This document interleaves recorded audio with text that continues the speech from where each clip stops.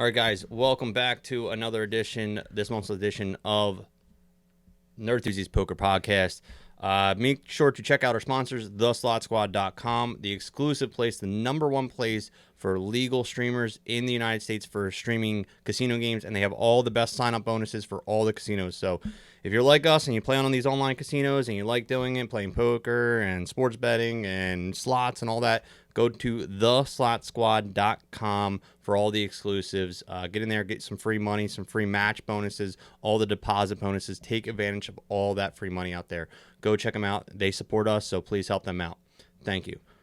On top of that, social media. Make sure you're following our social media, Nerd Enthusiasts. That's our brand name. So we have Twitter, Facebook, Instagram, TikTok. I don't even know. Discord. Do we have a Discord? I think we have a Discord. I don't know. Go follow them all. Literally, just go follow all of them. Make sure that you also support us through patreon.com/nerdenthusiasts. That's where you can get exclusive content, behind the scenes footage. Every month we put exclusive videos and content on there, polls that you guys get to vote on for what our topics are going to be. So for just like $1 a month, you can do that. So check that out for sure. Word. We're back, dude, again. Back again. You're beardless now. I know. I feel like a little baby, dude. I think we went over this last year, too. I know, and every year we're going to do it, man. Because it's such a big change because, I mean, I don't see you every day, but yeah. When I see you going from a beard to clean shaven, I'm like, dude, I don't even recognize. And you know what it is, too? And, like, I have so many people say it to me. I literally probably 4 or 5 people said it to me. My beard comes in really dark. Yeah. So it makes my features of my face come out. People are like, do you dye your beard? I'm like, no, I literally don't dye it. It just comes in this black. It's like straight black beard. Like, it's darker than my hair. So. That's a good thing, though. No, it is good. I don't have a lot of grays in there and stuff. But, you know, at the same time, it is a complete change when I mix it up every January. So. But, you know, maybe we'll bring it back for the WSOP. We'll bring back the playoff beard, like the hockey playoff beard. We'll do it for Vegas. I don't shave for the month. Yeah, I mean, I saw a post today from Chad Holloway. Still no official schedule out, but we are 142 days away from the 2022 WSOP. Listen, I hate talking shit on WSB, but I love talking shit on WSB at the same time. I hate talking about it because I'm like, they're going to watch us and never sponsor us, never hook us up, never give us a deal. I get it. But at the same time, I blame them. For example, I'm going to throw this out there. WSOP circuit event online in Pennsylvania, right? They do the monthly circuit events. Yeah. Literally, I think it was, I don't know what day it was, like last Thursday or something was day one of the event. Ask me when they started promoting the event. I know. That day. Yeah. They started that day promoting the event. That was that night. I know. Like, what is happening there? Like, someone at the board office or someone, there's got to be a manager who's like, hey, by the way, next week's this coming out. Can you guys put some stuff on social media and like promoting it a little bit?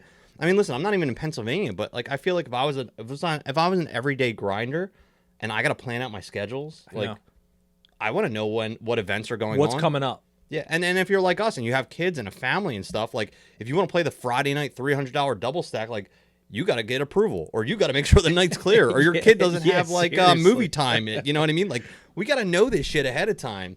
So, I mean, it doesn't surprise me that it's basically almost February, and we don't even have the main event date out yet. What's crazy is this. In the world that we live in now, where the spread of information is pretty much instantaneous, just throw something out there. You could easily pay an intern or some schlub to throw out a 2-paragraph thing like, hey, guys, WSOP schedule's coming. Stay tuned. Due to be released on X, Y, and Z date. Like, give us something to look forward to, dude. So that we know. Throw a little bit of meat in the cage so we can survive for a little bit. You know what I mean? Like, yeah, I mean, we said it last year. I think we had the same exact conversation, but it's even slower now. But yeah, put out the main event.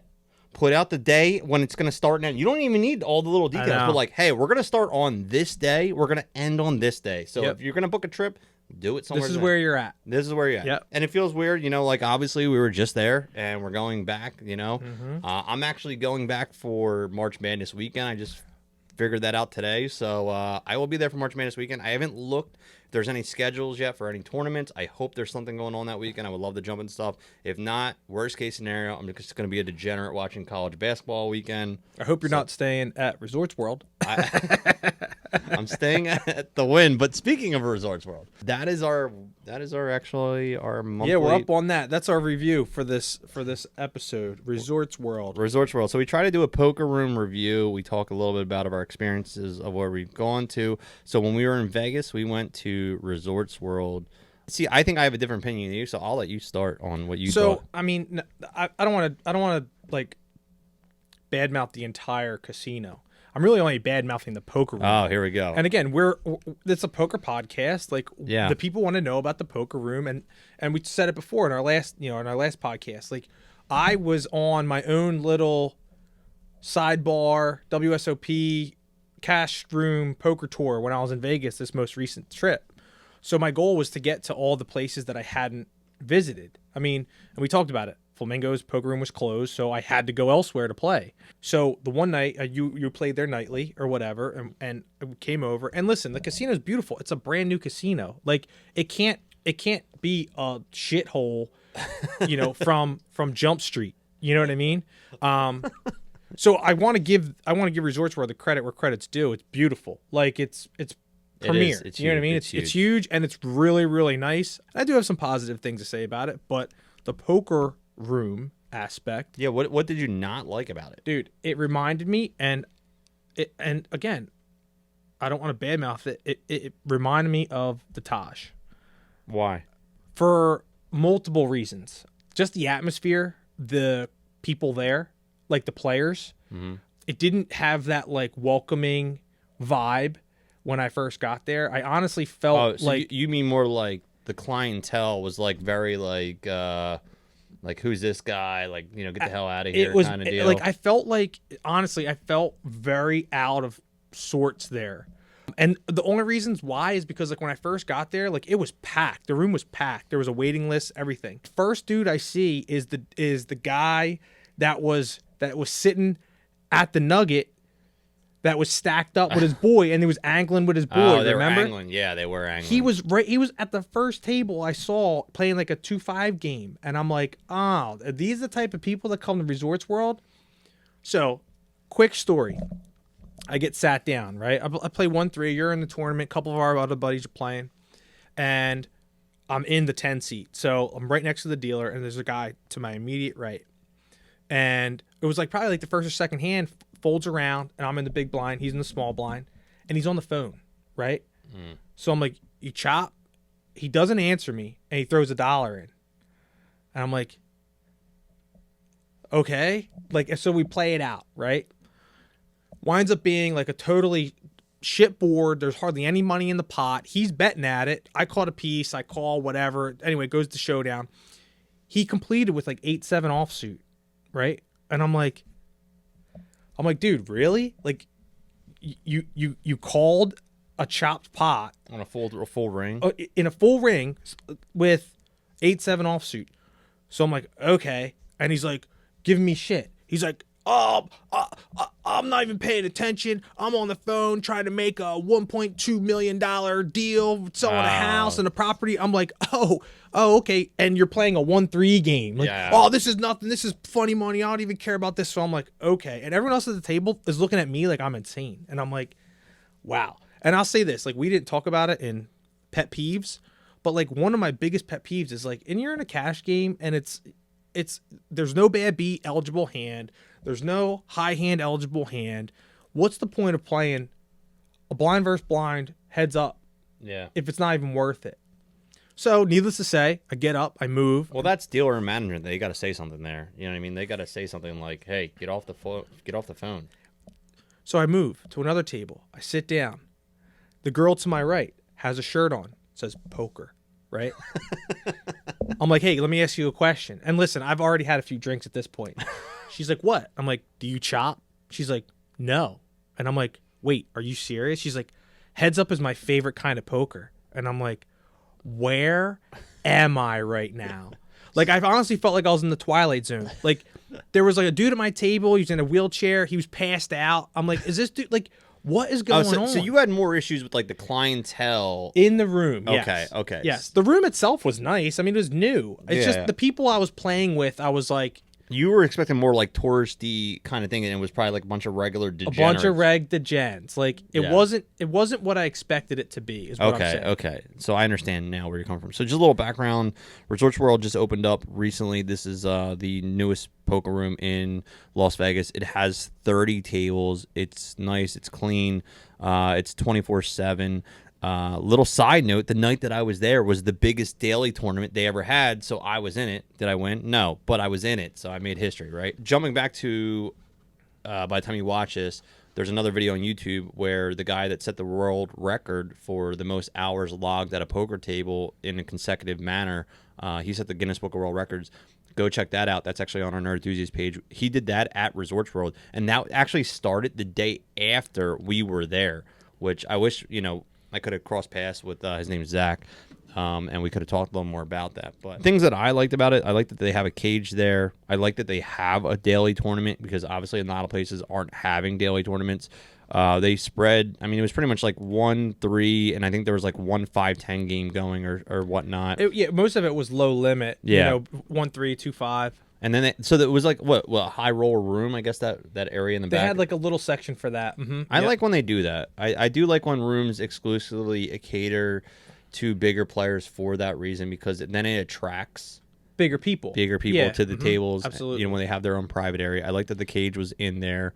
One thing that I do like, and I'm shifting more my ways, man. I like Poker Atlas a lot more lately than I do the Bravo app. I don't know if you've messed with Poker Atlas a little bit.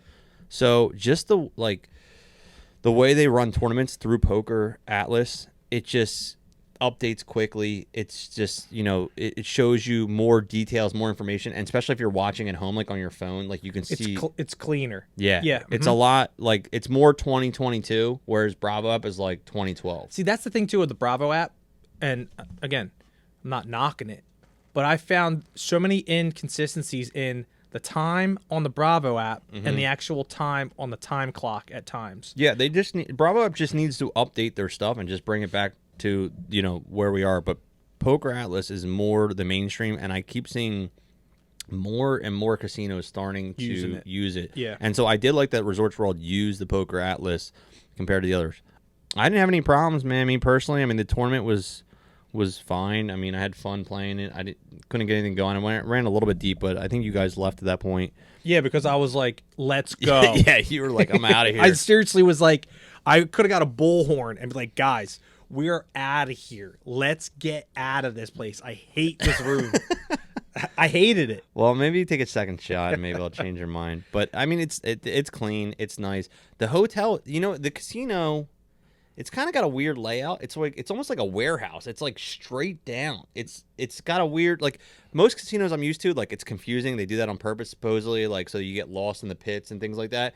This is like a straight shot. Mm-hmm. It's a little different than what I'm used to, and it's think of it just like a warehouse. Everything's even and straight, and everything's like all the casino floor is like right in the middle. So I did notice that there was a lot of like wall space. Yeah. Like they're obviously new, so they're probably kind of just building it up. But there was a lot of like empty area in certain areas of the casino. It was definitely more spread out than what I'm used to as well. So take that as however you will. Like I don't know if you like it, but it was very just straightforward the way it was laid out. But the place is massive. The one thing that I'll give them credit for, and when I got there, I was starving. So the first thing I did was like after I like got my chips and got my seat or whatever, I went to eat. They have like it's called Famous Foods, like street eats, and it's basically like a whole bunch of like food trucks that have been like converted into like mini restaurants. That's cool. And dude, the selection that they had available to you was like great. So they had Noon Tong Ki. Oh, you got your notes over there. Mott's Bar. Look at you. A dumpling joint, and then obviously the other thing. So I wound up getting the dumplings, bomb, loved them. My other buddy, he wound up getting like a meatball sub from Mott's Bar, and it was like pretty reasonable. It was like $10-15 for a meal. And the way they did it is like, you could have paid with cash, but you had the option to like, oh yeah, You like, can load the card, right? Yeah, load the card up, all kinds of stuff. So yeah, you have your player's card at resort. That's a different thing too. They do. Some places are trying to do this. Your resorts card you can upload to your like phone, and then you can. It's basically like an app, and then you can load your app with money and then play it through that. For me, that's a little dangerous. I feel like I just want the cash in my hand. What I want, that's it. Do or die. That's it. You know what I mean? But you can like re-up your account straight from your card. And the only other thing I had about it was their sports book. I don't know if you had a chance to check it out. I did not. Dude, it's enormous. Really? And they have like, it's literally like a wall of flat screen TVs, like all different sizes. It's kind of like a, what's that called? It's like there's a name for like where you have like a bunch of different like pictures of your family, but it's like they're not uniform. It's like that. It's like they have like a big one, a little one, and like a medium sized one. It was legit. It looked really cool. You know what? I did not. I kind of wandered a little bit around, and I did not run into the sports book. I did not see that. Yeah, it was legit. That was a little review of Resorts World. Go check it out for yourself. You know, make your own opinion, see what you think. But I'm sure we'll be back there in the future. They haven't announced any like major series or anything like that, so. If they do have any kind of major tournament series, that kind of might we might be back for something like that. I mean, I think the only thing working against them is their location. Like they're really far down the strip. They're like at the far end, like past the Wynn, past the Venetian. Like, down near the Stratosphere. Like down that way. Yeah. I mean, I had to take an Uber to get there. I mean, I'm sure I could have walked, but that's a far walk. That would have been a hike from the center strip.